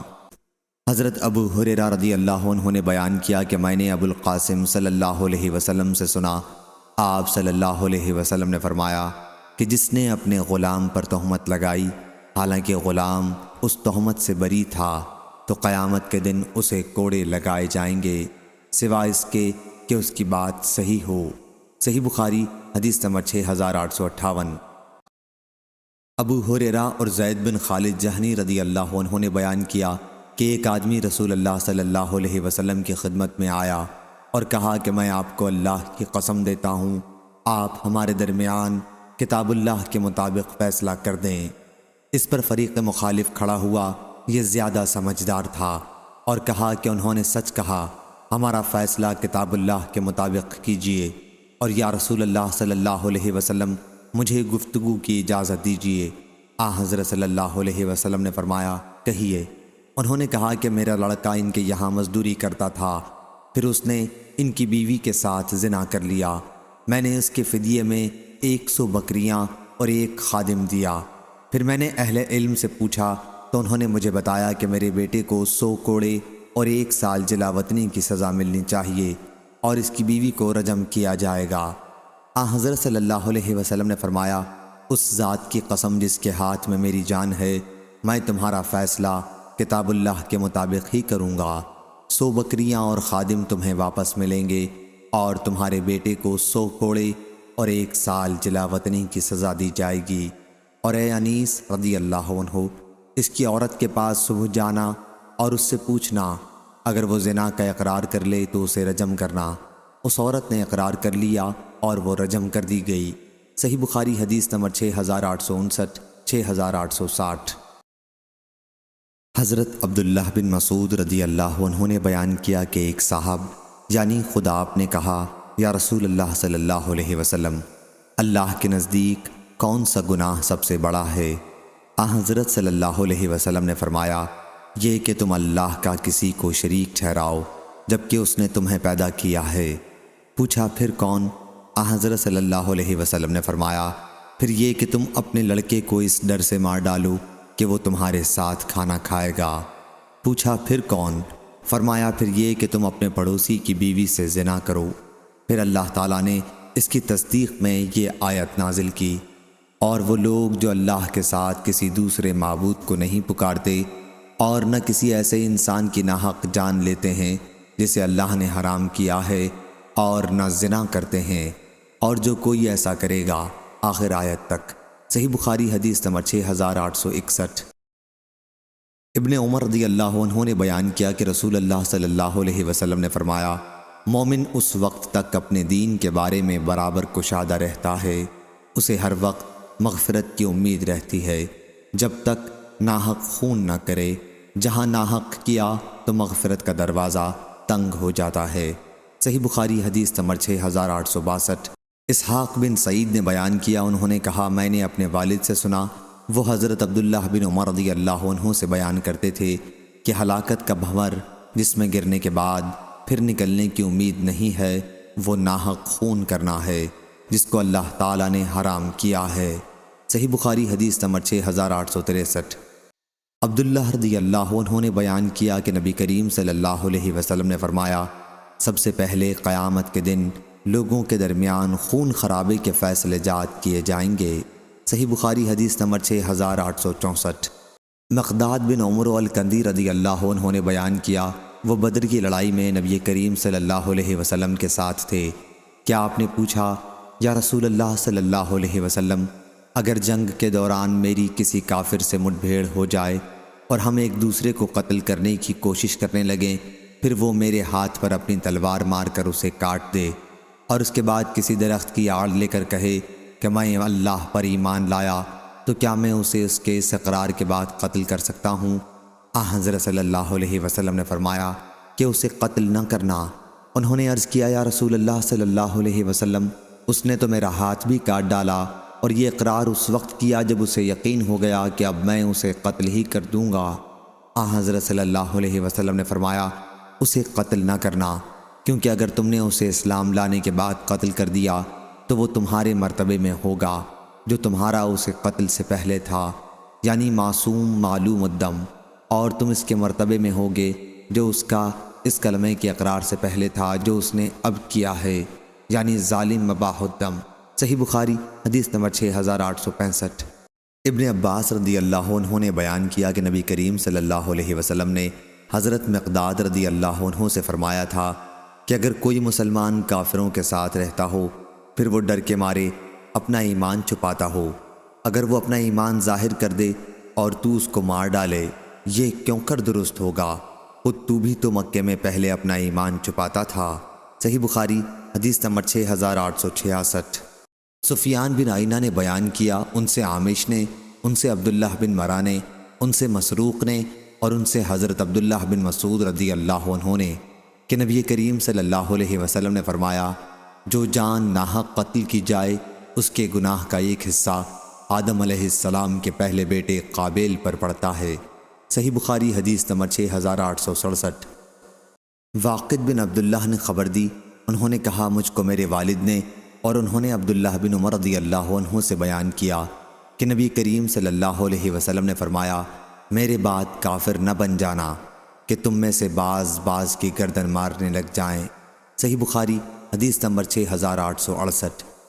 جریر بن عبداللہ بجلی رضی اللہ عنہ نے بیان کیا کہ نبی کریم صلی اللہ علیہ وسلم نے حجۃ الوداع کے دن فرمایا، لوگوں کو خاموش کرا دو۔ پھر فرمایا، تم میرے بعد کافر نہ بن جانا کہ تم میں سے بعض کے گردن مارنے لگے۔ اس حدیث کی روایت ابو بکرہ اور ابن عباس رضی اللہ عنہ نے نبی کریم صلی اللہ علیہ وسلم سے کی ہے۔ صحیح بخاری حدیث نمبر 6869۔ عبداللہ بن عمر رضی اللہ عنہ نے بیان کیا کہ نبی کریم صلی اللہ علیہ وسلم نے فرمایا، کبیرہ گناہ اللہ کے ساتھ کسی کو شریک ٹھہرانا، والدین کی نافرمانی کرنا، یا فرمایا کہ ناحق دوسرے کا مال لینے کے لیے جھوٹی قسم کھانا ہے۔ شک شعبہ کو تھا اور معاذ نے بیان کیا، ان سے شعبہ نے بیان کیا، کہا کہ کبیرہ گناہ اللہ کے ساتھ کسی کو شریک ٹھہرانا، کسی کا مال ناحق لینے کے لیے جھوٹی قسم کھانا اور والدین کی نافرمانی کرنا، یا کہا کہ کسی کی جان لینا۔ صحیح بخاری حدیث نمبر 6870۔ عبید اللہ بن ابی بکر نے بیان کیا، انہوں نے حضرت انس بن مالک رضی اللہ عنہ سے سنا کہ نبی کریم صلی اللہ علیہ وسلم نے فرمایا، گناہ کبیرہ۔ دوسری سند، اور ہم سے عمروں نے بیان کیا جو مرزوق کے بیٹے ہیں، کہا ہم سے شعبہ نے بیان کیا، ان سے ابو بکر نے، اور ان سے حضرت انس بن مالک رضی اللہ عنہ نے بیان کیا کہ نبی کریم صلی اللہ علیہ وسلم نے فرمایا، سب سے بڑا گناہ اللہ کے ساتھ کسی کو شریک ٹھہرانا، کسی کی ناحق جان لینا، والدین کی نافرمانی کرنا اور جھوٹ بولنا ہے، یا فرمایا کہ جھوٹی گواہی دینا۔ صحیح بخاری حدیث نمبر 6871۔ ابو ظبیان نے بیان کیا، کہا کہ میں نے اسامہ بن زید بن حارثہ رضی اللہ عنہ سے سنا، انہوں نے بیان کرتے ہوئے کہا کہ ہمیں رسول اللہ صلی اللہ علیہ وسلم نے قبیلہ جہینہ کی ایک شاخ کی طرف مہم پر بھیجا۔ بیان کیا کہ پھر ہم نے ان لوگوں کو صبح کے وقت جا لیا اور انہیں شکست دے دی۔ راوی نے بیان کیا کہ میں اور قبیلہ انصار کے ایک صاحب قبیلہ جہینیہ کے ایک شخص تک پہنچے، اور جب ہم نے اسے گھیر لیا تو اس نے کہا کہ لا الہ الا اللہ۔ انصاری صحابی نے تو یہ سنتے ہی ہاتھ روک لیا، لیکن میں نے اپنے نیزے سے اسے قتل کر دیا۔ راوی نے بیان کیا کہ جب ہم واپس آئے تو اس واقعے کی خبر نبی کریم صلی اللہ علیہ وسلم کو ملی۔ بیان کیا کہ پھر حضرت صلی اللہ علیہ وسلم نے مجھ سے فرمایا، اسامہ، کیا تم نے کلمہ لا الہ الا اللہ کا اقرار کرنے کے بعد اسے قتل کر ڈالا؟ اور میں نے عرض کیا، یا رسول اللہ صلی اللہ علیہ وسلم، اس نے صرف جان بچانے کے لیے اس کا اقرار کیا تھا۔ حضرت صلی اللہ علیہ وسلم نے پھر فرمایا، تم نے اسے لا الہ الا اللہ کا اقرار کرنے کے بعد قتل کر ڈالا۔ بیان کیا کہ حضرت صلی اللہ علیہ وسلم اس جملے کو اتنی دفعہ دہراتے رہے کہ میرے دل میں یہ خواہش پیدا ہو گئی کہ کاش میں اس سے پہلے مسلمان نہ ہوا ہوتا۔ صحیح بخاری حدیث نمبر 6872۔ عبادہ بن صامت رضی اللہ عنہ نے بیان کیا کہ میں ان نقیبوں میں سے تھا جنہوں نے منا میں لیلۃ العقبہ کے موقع پر رسول اللہ صلی اللہ علیہ وسلم سے بیعت کی تھی۔ ہم نے اس کی بیعت عہد کی تھی کہ ہم اللہ کے ساتھ کسی کو شریک نہیں ٹھہرائیں گے، ہم چوری نہیں کریں گے، زنا نہیں کریں گے، کسی کی ناحق جان نہیں لیں گے جو اللہ نے حرام کی ہے، ہم لوٹ مار نہیں کریں گے، اور آپ صلی اللہ علیہ وسلم کی نافرمانی نہیں کریں گے، اور یہ کہ اگر ہم نے اس پر عمل کیا تو ہمیں جنت ملے گی، اور اگر ہم نے ان میں سے کسی طرح کا گناہ کیا تو اس کا فیصلہ اللہ تبارک و تعالیٰ کے یہاں ہوگا۔ صحیح بخاری حدیث نمبر 6873۔ نافع نے بیان کیا، اور ان سے عبداللہ بن عمر رضی اللہ عنہ نے، کہ نبی کریم صلی اللہ علیہ وسلم نے فرمایا، جس نے ہم پر ہتھیار اٹھایا وہ ہم میں سے نہیں ہے۔ حضرت ابو موسیٰ رضی اللہ عنہ نے بھی نبی کریم صلی اللہ علیہ وسلم سے یہ حدیث روایت کی ہے۔ صحیح بخاری حدیث نمبر 6874۔ عبد الرحمن بن مبارک نے بیان کیا، کہا ہم سے حماد بن زید نے، کہا ہم سے ایوب اور یونس نے، ان سے امام حسن بصری نے، ان سے احنف بن قیس نے، کہ میں ان صاحب علی رضی اللہ عنہ بن ابی طالب کی جنگ جمل میں مدد کے لیے تیار تھا کہ ابو بکر رضی اللہ عنہ سے میری ملاقات ہوئی۔ انہوں نے پوچھا کہاں کا ارادہ ہے؟ میں نے کہا کہ ان صاحب کی مدد کے لیے جانا چاہتا ہوں۔ انہوں نے فرمایا کہ واپس چلے جاؤ، میں نے رسول اللہ صلی اللہ علیہ وسلم سے سنا ہے، حضرت صلی اللہ علیہ وسلم فرماتے تھے کہ جب دو مسلمان تلوار کھینچ کر ایک دوسرے سے بھڑ جائیں تو قاتل اور مقتول دونوں دوزخ میں جاتے ہیں۔ میں نے عرض کیا، یا رسول اللہ صلی اللہ علیہ وسلم، ایک تو قاتل تھا، لیکن مقتول کو سزا کیوں ملے گی؟ حضرت صلی اللہ علیہ وسلم نے فرمایا، وہ بھی اپنے قاتل کے قتل پر آمادہ تھا۔ صحیح بخاری حدیث نمبر 6875۔ حمام بن یحییٰ نے بیان کیا، ان سے قتادہ نے اور ان سے انس بن مالک رضی اللہ عنہ نے، کہ ایک یہودی نے ایک لڑکی کا سر دو پتھروں کے درمیان میں رکھ کر کچل دیا۔ پھر اس لڑکی سے پوچھا گیا کہ یہ کس نے کیا ہے؟ فلاں نے فلاں نے۔ آخر جب اس یہودی کا نام لیا گیا تو لڑکی نے سر کے اشارے سے ہاں کہا۔ پھر یہودی کو نبی کریم صلی اللہ علیہ وسلم کے پاس لایا گیا اور اس سے پوچھ گچھ کی جاتی رہی، یہاں تک کہ اس نے جرم کا اقرار کر لیا، چنانچہ اس کا سر بھی پتھروں سے کچلا گیا۔ صحیح بخاری حدیث نمبر 6876۔ انس بن مالک رضی اللہ عنہ نے بیان کیا کہ مدینہ منورہ میں ایک لڑکی چاندی کے زیور پہنے باہر نکلی۔ راوی نے بیان کیا کہ پھر اسے ایک یہودی نے پتھر سے مار دیا۔ جب اسے نبی کریم صلی اللہ علیہ وسلم کے پاس لایا گیا تو ابھی اس میں جان باقی تھی۔ حضرت صلی اللہ علیہ وسلم نے پوچھا، تمہیں فلاں نے مارا ہے؟ اس پر لڑکی نے اپنا سر انکار کے لیے اٹھایا۔ پھر حضرت صلی اللہ علیہ وسلم نے پوچھا، تمہیں فلاں نے مارا ہے؟ لڑکی نے اس پر بھی سر اٹھایا۔ تیسری مرتبہ حضرت صلی اللہ علیہ وسلم نے پوچھا، فلاں نے تمہیں مارا ہے؟ اس پر لڑکی نے اپنا سر نیچے کی طرف جھکا لیا، اقرار کرتے ہوئے جھکا لیا۔ چنانچہ حضرت صلی اللہ علیہ وسلم نے اس شخص کو بلایا، تب آپ صلی اللہ علیہ وسلم نے دو پتھروں سے کچل کر اس کو قتل کر دیا۔ صحیح بخاری حدیث نمبر 6877۔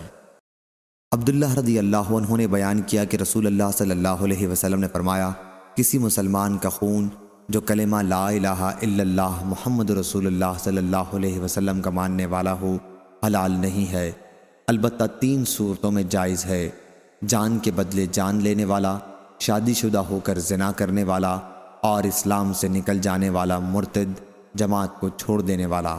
صحیح بخاری حدیث نمبر 6878۔ حضرت انس رضی اللہ عنہ نے بیان کیا کہ ایک یہودی نے ایک لڑکی کو اس کے چاندی کے زیور کے لالچ میں مار ڈالا تھا۔ اس نے لڑکی کو پتھر سے مارا۔ پھر لڑکی نبی کریم صلی اللہ علیہ وسلم کے پاس لائی گئی تو اس کے جسم میں جان باقی تھی۔ حضرت صلی اللہ علیہ وسلم نے پوچھا، کیا تمہیں فلاں نے مارا ہے؟ اس نے سر کے اشارے سے انکار کیا۔ حضرت صلی اللہ علیہ وسلم نے دوبارہ پوچھا، کیا تمہیں فلاں نے مارا ہے؟ اس مرتبہ بھی اس نے سر کے اشارے سے انکار کیا۔ حضرت صلی اللہ علیہ وسلم نے جب تیسری مرتبہ پوچھا تو اس نے سر کے اشارے سے اقرار کیا۔ چنانچہ حضرت صلی اللہ علیہ وسلم نے یہودی کو 2 پتھروں میں کچل کر قتل کر دیا۔ صحیح بخاری حدیث نمبر 6879۔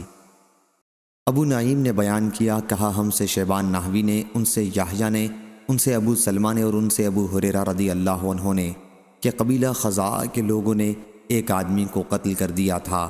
اور عبداللہ بن رجا نے کہا، ان سے حرب بن شداد نے، ان سے یحییٰ بن ابی کثیر نے، ان سے ابو سلمہ بن عبد الرحمن نے بیان کیا، اور ان سے ابو ہریرہ رضی اللہ عنہ نے بیان کیا کہ فتح مکہ کے موقع پر قبیلہ خزاعہ نے بنی لیس کے ایک شخص ابن اثوق کو اپنے جاہلیت کے مقتول کے بدلے میں قتل کر دیا تھا۔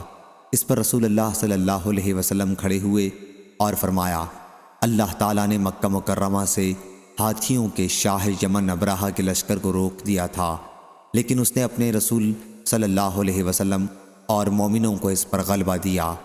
ہاں، یہ مجھ سے پہلے کسی کے لیے حلال نہیں ہوا تھا اور نہ میرے بعد کسی کے لیے حلال ہوگا، اور میرے لیے بھی دن کو صرف 1 ساعت کے لیے۔ اب اس وقت سے اس کی حرمت پھر قائم ہو گئی۔ سن لو، اس کا کانٹا نہ اکھاڑا جائے، اس کا درخت نہ تراشا جائے، اور سوائے اس کے جو اعلان کرنے کا ارادہ رکھتا ہے کوئی بھی یہاں کی گری ہوئی چیز نہ اٹھائے۔ اور دیکھو، جس کا کوئی عزیز قتل کر دیا جائے تو اسے 2 باتوں میں اختیار ہے، یا اسے اس کا خون بہا دیا جائے یا قصاص دیا جائے۔ یہ واز سن کر اس پر ایک یمنی صاحب ابو شاہ نامی کھڑے ہوئے اور کہا، یا رسول اللہ صلی اللہ علیہ وسلم، اس واز کو میرے لیے لکھوا دیجئے۔ حضرت صلی اللہ علیہ وسلم نے فرمایا، یہ واز ابو شاہ کے لیے لکھ دو۔ اس کے بعد قریش کے ایک صاحب عباس رضی اللہ عنہ کھڑے ہوئے اور کہا، یا رسول اللہ صلی اللہ علیہ وسلم، اذخر گھاس کی اجازت فرما دیجئے، کیونکہ ہم اسے اپنے گھروں میں اور اپنی قبروں میں بچھاتے ہیں۔ چنانچہ حضرت صلی اللہ علیہ وسلم نے اذخر گھاس اکھاڑنے کی اجازت دے دی۔ صحیح بخاری حدیث نمبر 6880۔ حضرت عبداللہ بن عباس رضی اللہ عنہ نے بیان کیا کہ بنی اسرائیل میں صرف قصاص کا رواج تھا، دیت کی صورت نہیں تھی۔ پھر اس امت کے لیے یہ حکم نازل ہوا کہ کتب علیکم القصاص فی القتل، سورہ بقرہ۔ ابن عباس رضی اللہ عنہ نے کہا فمن عفی لہ سے یہی مراد ہے کہ مقتول کے وارث قتل عمد میں دیت پر راضی ہو جائیں، اور اتباع بالمعروف سے یہ مراد ہے کہ مقتول کے وارث دستور کے موافق قتل سے دیت کا تقاضا کریں۔ وَيُؤَدِّيَ بِإِحْسَانٍ سے یہ مراد ہے کہ قاتل اچھی طرح خوش دلی سے دیت ادا کرے۔ صحیح بخاری حدیث نمبر 6881۔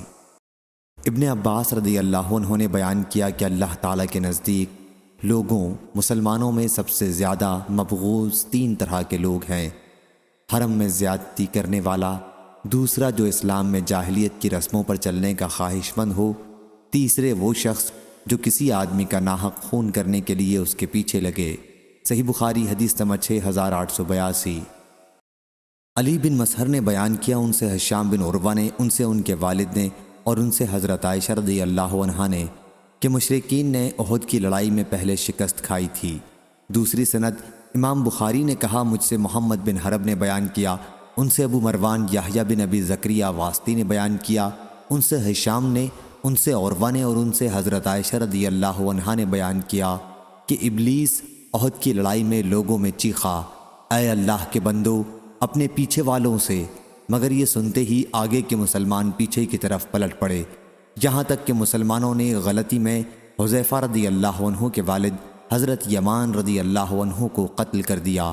اس پر حذیفہ رضی اللہ عنہ نے کہا کہ یہ میرے والد ہیں، میرے والد، لیکن انہیں قتل ہی کر ڈالا۔ پھر حذیفہ رضی اللہ عنہ نے کہا اللہ تمہاری مغفرت کرے۔ بیان کیا کہ مشرکین میں کی ایک جماعت میدان سے بھاگ کر طائف تک پہنچ گئی تھی۔ صحیح بخاری حدیث نمبر 6883۔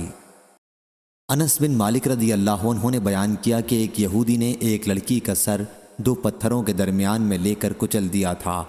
اس لڑکی سے پوچھا گیا کہ یہ تمہارے ساتھ کس نے کیا؟ کیا فلاں نے کیا ہے؟ فلاں نے کیا ہے؟ آخر جب اس یہودی کا نام لیا گیا تو اس نے اپنے سر کے اشارے سے ہاں کہا۔ پھر یہودی لایا گیا اور اس نے اقرار کر لیا۔ چنانچہ نبی کریم صلی اللہ علیہ وسلم کے حکم سے اس کا بھی سر پتھر سے کچل دیا گیا۔ حمام نے 2 پتھروں کا ذکر کیا ہے۔ صحیح بخاری حدیث نمبر 6884۔ سعید نے بیان کیا، ان سے قتادہ نے اور ان سے انس بن مالک رضی اللہ عنہ نے کہ نبی کریم صلی اللہ علیہ وسلم نے ایک یہودی کو ایک لڑکی کے بدلے میں قتل کرا دیا تھا۔ یہودی نے اس لڑکی کو چاندی کے زیورات کے لالچ میں قتل کر دیا تھا۔ صحیح بخاری حدیث نمبر 6885۔ حضرت عائشہ رضی اللہ عنہا نے بیان کیا کہ نبی کریم صلی اللہ علیہ وسلم کے منہ میں مرض الوفات کے موقع پر آپ صلی اللہ علیہ وسلم کی مرضی کے خلاف ہم نے دوا ڈالی۔ حضرت صلی اللہ علیہ وسلم نے فرمایا کہ میرے حلق میں دوا نہ ڈالو، لیکن ہم نے سمجھا کہ مریض ہونے کی وجہ سے دوا پینے سے نفرت سے کر رہے ہیں۔ لیکن جب آپ کو ہوش ہوا تو فرمایا کہ تم جتنے لوگ گھر میں ہو سب کے حلق زبردستی دوا ڈالی جائے، سوائے حضرت عباس رضی اللہ عنہ کے کہ وہ اس وقت موجود نہیں تھے۔ صحیح بخاری حدیث نمبر 6886۔ اعرج نے بیان کیا، انہوں نے حضرت ابو ہریرہ رضی اللہ عنہ سے سنا، بیان کیا کہ انہوں نے رسول اللہ صلی اللہ علیہ وسلم سے سنا، حضرت صلی اللہ علیہ وسلم نے فرمایا کہ ہم آخری امت ہیں لیکن قیامت کے دن سب سے آگے رہنے والے ہیں۔ صحیح بخاری حدیث نمبر 6887۔ اور اسی اسناد کے ساتھ روایت ہے کہ حضرت صلی اللہ علیہ وسلم نے فرمایا اگر کوئی شخص تیرے گھر میں کسی سوراخ یا جنگلے وغیرہ سے تم سے اجازت لیے بغیر جھانک رہا ہو اور تم اسے کنکری مارو جس سے اس کی آنکھ پھوٹ جائے تو تم پر کوئی سزا نہیں ہے۔ صحیح بخاری حدیث نمبر 6888۔ یحییٰ نے بیان کیا، ان سے حمید نے کہ ایک صاحب نبی کریم صلی اللہ علیہ وسلم کے گھر میں جھانک رہے تھے تو حضرت صلی اللہ علیہ وسلم نے ان کی طرف تیر کا پھل بڑھایا تھا۔ میں نے پوچھا کہ یہ حدیث تم سے کس نے بیان کی ہے تو انہوں نے بیان کیا حضرت انس بن مالک رضی اللہ عنہ نے۔ صحیح بخاری حدیث نمبر 6889۔ حضرت عائشہ رضی اللہ عنہا نے بیان کیا کہ احد کی لڑائی میں مشرکین کو پہلے شکست ہو گئی تھی لیکن ابلیس نے چلا کر کہا، اے اللہ کے بندو، پیچھے کی طرف والوں سے بچو۔ چنانچہ آگے کے لوگ پلٹ پڑے اور آگے والے پیچھے والوں سے جو مسلمان ہی تھے بھڑ گئے۔ اچانک حذیفہ رضی اللہ عنہ نے دیکھا تو ان کے والد یمان رضی اللہ عنہ تھے۔ حذیفہ رضی اللہ عنہ نے کہا، اللہ کے بندو، یہ تو میرے والد ہیں، میرے والد۔ بیان کیا کہ اللہ کی قسم مسلمان انہیں قتل کر کے ہی ہٹے۔ اس پر حذیفہ رضی اللہ عنہ نے کہا، اللہ تمہاری مغفرت کرے۔ عروہ نے بیان کیا کہ اس واقعے کا صدمہ حضرت حذیفہ رضی اللہ عنہ کو آخر وقت تک رہا۔ صحیح بخاری حدیث نمبر 6890۔ سلمہ رضی اللہ عنہ نے بیان کیا کہ ہم نبی کریم صلی اللہ علیہ وسلم کے ساتھ خیبر کی طرف نکلے۔ جماعت کے ایک صاحب نے کہا، عامر ہمیں اپنی حدیث سنائیے۔ انہوں نے حدیث خوانی شروع کی تو نبی کریم صلی اللہ علیہ وسلم نے پوچھا کہ کون صاحب گا گا کر اونٹوں کو ہانک رہے ہیں؟ لوگوں نے کہا کہ عامر رضی اللہ عنہ ہیں۔ حضرت صلی اللہ علیہ وسلم نے فرمایا، اللہ ان پر رحم کرے۔ صحابہ رضی اللہ عنہم نے عرض کیا، یا رسول اللہ صلی اللہ علیہ وسلم، آپ نے ہمیں عامر رضی اللہ عنہ سے فائدہ کیوں نہیں اٹھانے دیا؟ چنانچہ عامر رضی اللہ عنہ اسی رات کو اپنی ہی تلوار سے شہید ہو گئے۔ لوگوں نے کہا کہ ان کے اعمال برباد ہو گئے، انہوں نے خودکشی کر لی، کیونکہ ایک یہودی پر حملہ کرتے وقت خود اپنی تلوار سے زخمی ہو گئے تھے۔ جب میں واپس آیا اور میں نے دیکھا کہ لوگ آپس میں کہہ رہے ہیں کہ عامر رضی اللہ عنہ کے اعمال برباد ہو گئے، تو میں حضرت صلی اللہ علیہ وسلم کی خدمت میں حاضر ہوا اور عرض کیا، اے اللہ کے نبی صلی اللہ علیہ وسلم، آپ پر میرے ماں باپ فدا ہوں۔ یہ لوگ کہتے ہیں کہ عامر رضی اللہ عنہ کے سارے عمل برباد ہوئے۔ حضرت صلی اللہ علیہ وسلم نے فرمایا، جو شخص یہ کہتا ہے غلط کہتا ہے، عامر کو دوہرا اجر ملے گا۔ وہ اللہ کے راستے میں مشقت اٹھانے والے اور جہاد کرنے والے تھے، اور کس قتل کا اجر اس سے بڑھ کر ہوگا؟ صحیح بخاری حدیث نمبر 6891۔ قتادہ نے بیان کیا کہ میں نے زرارہ بن عوفہ سے سنا، ان سے عمران بن حسین رضی اللہ عنہ نے، کہ ایک شخص نے ایک شخص کے ہاتھ میں دانت سے کاٹا تو اس نے اپنا ہاتھ کاٹنے والے کے منہ میں سے کھینچ لیا، جس سے اس کے آگے کے 2 دانت ٹوٹ گئے۔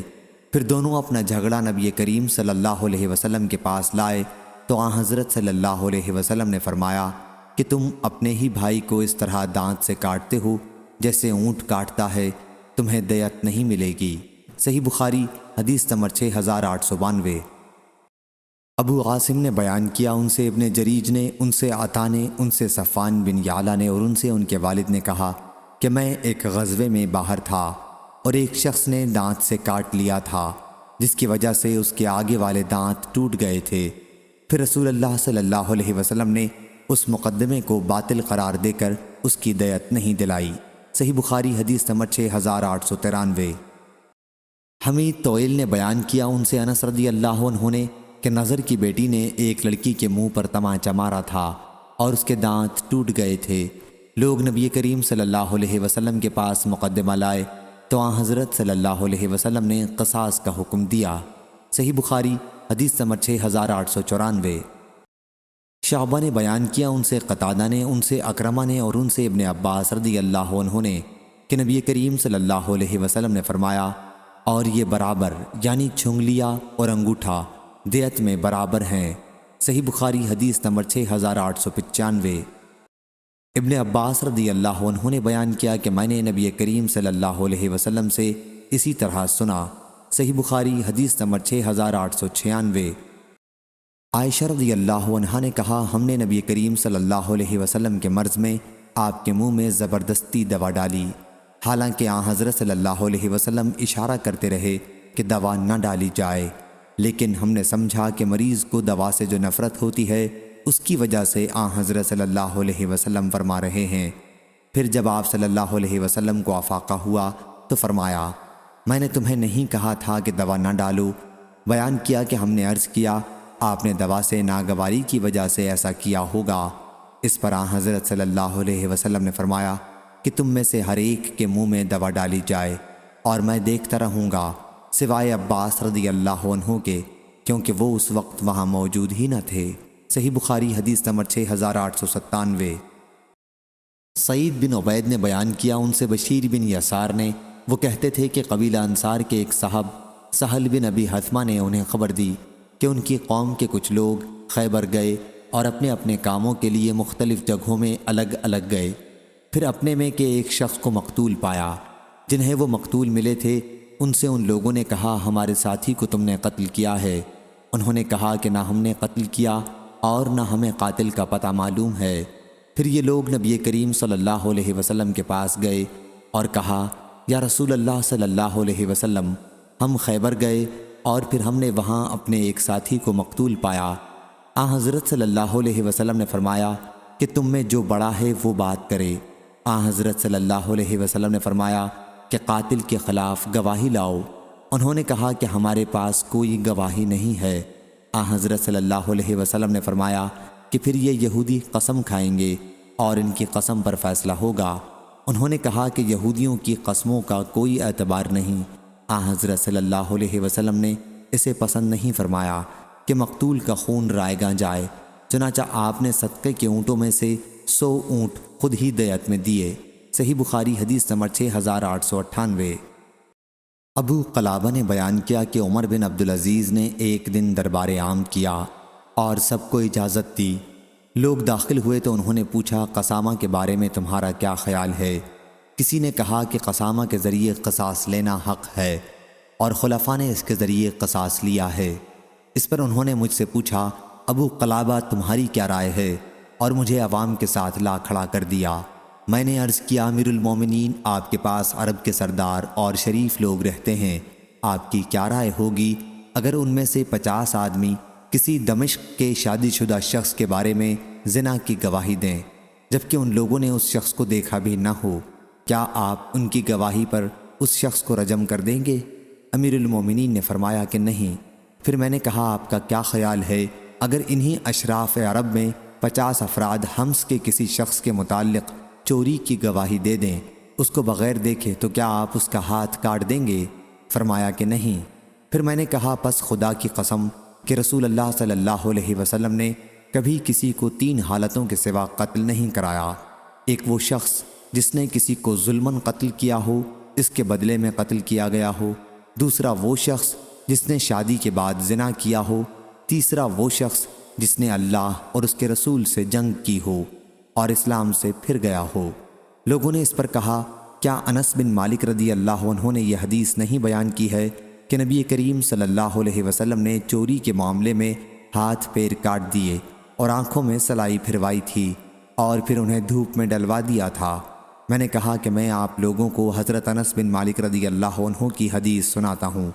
مجھ سے حضرت انس رضی اللہ عنہ نے بیان کیا کہ قبیلہ عقل کے 8 افراد حضرت صلی اللہ علیہ وسلم کے پاس آئے اور آپ سے اسلام پر بیعت کی۔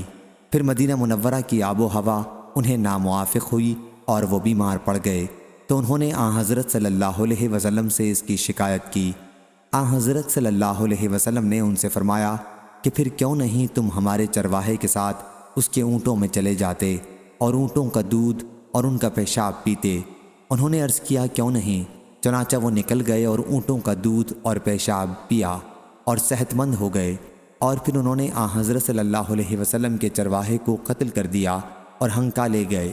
اس کی اطلاع جب حضرت صلی اللہ علیہ وسلم کو پہنچی تو آپ نے ان کی تلاش میں آدمی بھیجے، پھر وہ پکڑے گئے اور لائے گئے۔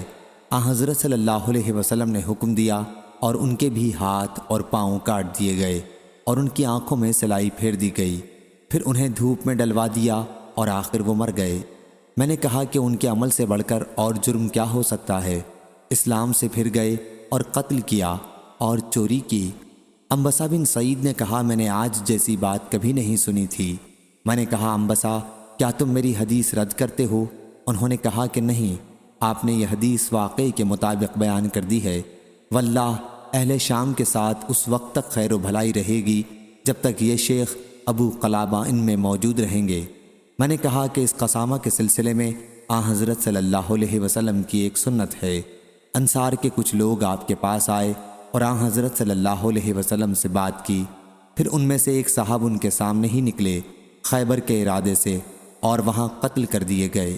اس کے بعد دوسرے صحابہ رضی اللہ عنہم بھی گئے اور دیکھا کہ ان کے ساتھی خون میں تڑپ رہے ہیں۔